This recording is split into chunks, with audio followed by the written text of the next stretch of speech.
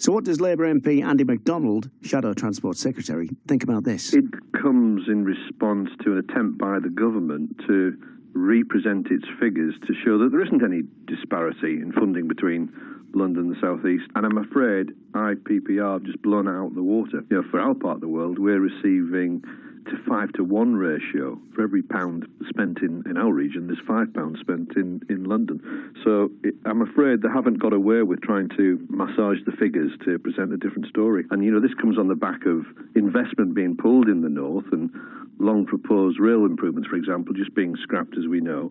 And it's complete and utter spin. Now, it's not just the IPPR. We've got a fantastic facility here called the House of Commons Library. It's not where you go and just borrow books. It's a whole bank of experts that look into these figures, and they have also reinforced that the spend differential is enormous. And what we're saying is if the North is going to fulfil its potential, up its productivity, then one of the biggest fetters to achieving that is the transport infrastructure. I mean, I travelled from Middlesbrough to Liverpool not that long ago, and it's 3.5 hours by train from one side of the country to the other. Well, you can get to Paris more quickly than that.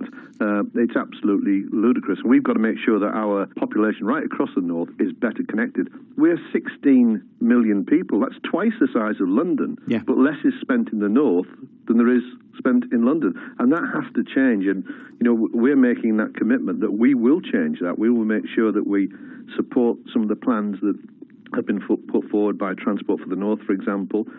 We said at the outset, prior to the last election, that we would fund the Crossrail for the North to make sure that we've got that better connectivity. And we'll continue to discuss matters with Transport for the North to see where else we can be supportive. But it's absolutely essential for our economy. We're not punching our weight because of this poor transport infrastructure. You know, the Transport Secretary cancelled developments before Christmas, and we want to see those programmes restored so that we can really make our way.